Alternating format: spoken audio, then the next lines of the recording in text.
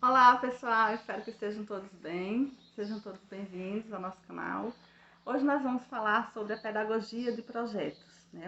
É um vídeo mais voltado para professores sobre a prática de sala de aula. Vou trazer alguns fatos sobre a pedagogia de projetos, que é uma concepção de ensino-aprendizagem que foi desenvolvida e difundida por alguns teóricos norte-americanos, dentre os quais John Dewey é o mais famoso e que acabou sendo mais conhecido, né? A pedagogia de projetos ela é aprendizagem voltada para a prática, né? Ela é muito baseada na experiência do aluno. E ela surgiu como uma crítica à educação tradicional que colocava o aluno longe da possibilidade de ser um sujeito dentro do processo de ensino-aprendizagem. Então, é um momento da educação que se critica essa postura de deixar o aluno como ser passivo e traz ele para a parte ativa do processo de ensino-aprendizagem. O foco é mais a aprendizagem do que o ensino. Essa é uma das características da pedagogia de projetos. Outra característica importante é que se alia a teoria à prática, né? Sempre quando você trabalha com pedagogia de projetos, você pega o conteúdo voltado para a construção de alguma coisa específica, algum objeto, algum evento, algum produto, né? Sempre é focado no processo e alia a teoria com a prática. Isso favorece a aprendizagem sobremaneira, porque a partir do momento em que o aluno vê o processo de conhecimento da forma como o mundo é, que é transdisciplinar, ele vai compreender aquilo melhor. Quanto menos a gente compartimentaliza o conhecimento, mais fácil para o aluno aprender. Porque no mundo está misturado matemática com ciências da natureza, com ciências exatas, está tudo lá junto. Aí quando a escola divide demais e torna aquilo mais artificial, se torna mais complicado para o estudante aprender. Esse processo de pedagogia de projetos, ele, além de ser facilmente trabalhado de forma interdisciplinar entre os professores, ele também traz vários aspectos de transdisciplinaridade, que é ir além da divisão pelas disciplinas. Não é simplesmente um método, né? É uma visão de mundo, uma visão de educação, uma visão de sujeito, que é muito interessante. Outra coisa a respeito da pedagogia de projetos, né, é que não é para o aluno aprender para a vida, é para o aluno aprender na vida. E isso é interessante, porque ele já está vivendo ali, ele não está se preparando para algo que está por vir. É também baseada na aprendizagem por problemas. O aluno tem um problema para resolver. De que forma nós podemos construir aquilo? De que forma nós podemos apresentar isso para que as pessoas compreendam? De que forma o aluno está sempre aprendendo, resolvendo problemas, que é outra forma também bastante eficaz de aprendizagem. Como falei, é uma postura pedagógica, uma postura de vida, o foco é a construção, é o processo e a aprendizagem. O papel do professor não é um expositor de conteúdos, ele é um orientador, enquanto o aluno é um construtor do conhecimento na pedagogia de projetos, considerado uma metodologia bem mais ativa, né? Ele aprende fazendo e a aprendizagem que você aprende fazendo alguma coisa, ela é a mais eficiente, porque é a que ativa mais memórias, né? Memória visual, memória auditiva, memória tátil, e é a forma que o conhecimento fica mais reforçado. O planejamento na pedagogia de projetos, ele é fundamental, principalmente para o aluno conseguir ter sucesso, né? O planejamento do professor em qualquer momento da vida escolar do aluno é importante porque facilita os estudos. Quando a gente vai orientar um aluno, por exemplo, se o aluno ele sabe que o professor vai trabalhar e quando ele pode estudar melhor. Qual a melhor forma de estudar? Você estudar antes daquilo ser trabalhado, porque quando o professor faz a exposição, o trabalho com aquele conteúdo, se você já tem um conhecimento prévio maior, você vai processar melhor aquele conhecimento. No caso da pedagogia de projetos, o planejamento é mais importante ainda, porque o aluno precisa saber o que ele vai construir, como ele vai construir, né? Alguns encaminhamentos do professor, que conteúdo ele vai precisar instrumentalizar para construir aquele objeto, né? Para seguir aquele processo. Então, o professor precisa ter um planejamento muito detalhado. E quando se trata de educação à distância, educação online, mais ainda, né? Sempre que se trabalha com a educação online, o aluno precisa saber, no máximo, no primeiro dia de aula, as datas de todos os encontros, todas as atividades assíncronas, tudo que vai ser trabalhado de conteúdo em cada aula, em cada momento síncrono, para que ele possa trabalhar de forma eficiente e se organizar melhor. E na pedagogia de projetos também, no primeiro dia, ele precisa saber quais serão as etapas, o que é que ele vai ter que mobilizar de conteúdo, o que é que ele vai ter que construir, o que é que ele vai ter que fazer, até o final, incluindo aí os instrumentos de avaliação que serão trabalhados. Então, o planejamento precisa ser detalhado, com datas dos encontros, tudo que vai ser feito em cada encontro, todos os conteúdos, todos os instrumentos de avaliação, tudo precisa ser bem claro para o aluno, porque senão ele não consegue esse processo de autonomia. Como é que eu vou ser autônoma numa coisa que eu não sei o que é para produzir, né? Que eu não sei como nem quando, o que eu vou fazer. O planejamento é fundamental na pedagogia de projetos. O que mais? O cronograma precisa ser claro, já falei, né?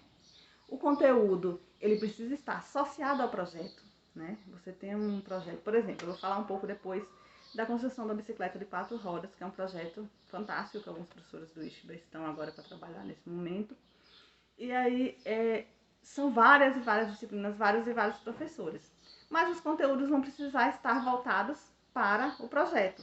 Por exemplo, desenho, né? Os alunos vão desenhar, aprender a teoria do desenho que possa ser aplicada ao desenho da bicicleta. Soldagem. O aluno vai aprender sobre soldagem, os tipos de soldagem, e vai ter que diferenciar o tipo de soldagem que pode ser usada ou não na bicicleta. E por aí vai em todos os conteúdos, né? Então, é importante que o conteúdo esteja aliado e alinhado ao desenvolvimento do projeto como um todo. A metodologia.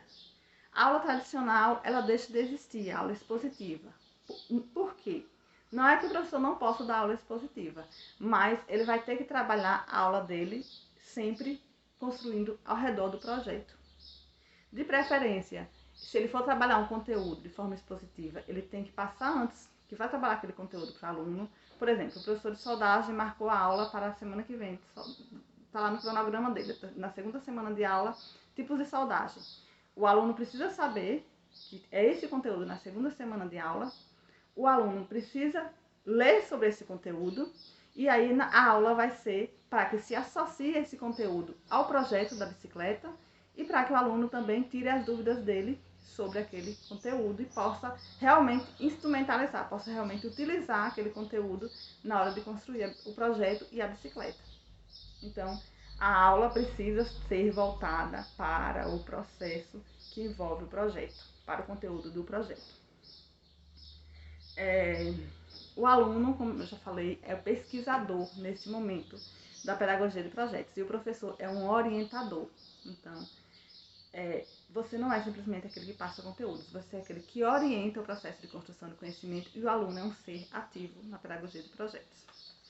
A avaliação, ela precisa ser processual, né? A avaliação é importante que ela sempre seja processual e que ela sempre seja o mais diversificada possível, em qualquer momento da vida escolar.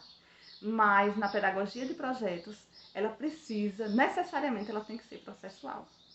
Ela precisa envolver desde a elaboração daquele instrumento, né, daquele produto que está sendo feito, a participação do aluno naquela elaboração, de que forma ele se envolve com aquilo, de que forma ele se relaciona com os outros no trabalho em grupo. Tudo precisa ser avaliado na pedagogia de projeto. Você não pode dizer que está trabalhando pedagogia de projeto e a avaliação ser uma prova lá no final, porque você tem que estar avaliando tudo associado à construção do projeto.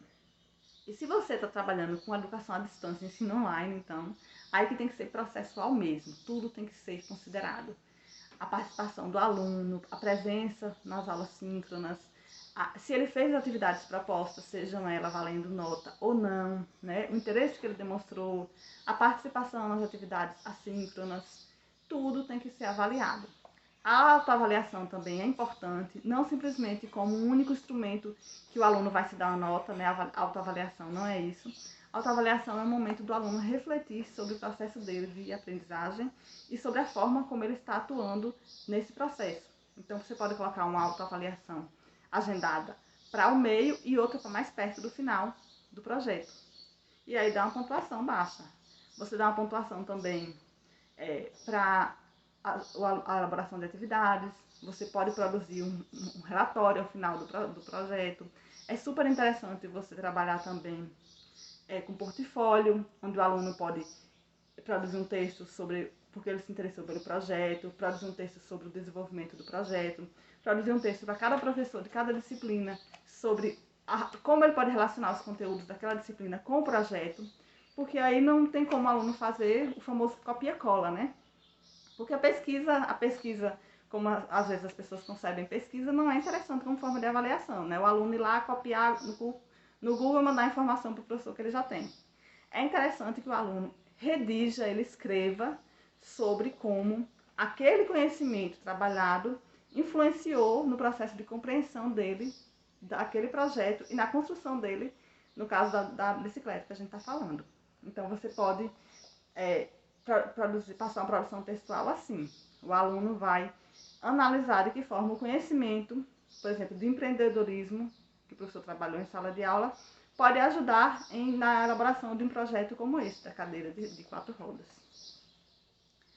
É interessante também que se refaça avaliações sempre, né, para refletir a importância do erro no processo de aprendizagem. Se o aluno produzir um texto, você vai lá e marca onde foi que ele precisa refazer, aponta que o texto está muito curto, que o texto não está coerente, né, que não tem começo, meio e fim. Você coloca uma indicação de que tem problemas ortográficos, mas você não corrige para o aluno, você indica para ele que é preciso corrigir e orienta em que. E aí eu vou colocar aí como um bônus uma sugestão que eu sempre trabalhei em sala de aula, né? Eu trabalhei 10 anos com ensino médio, escolas estaduais, particulares.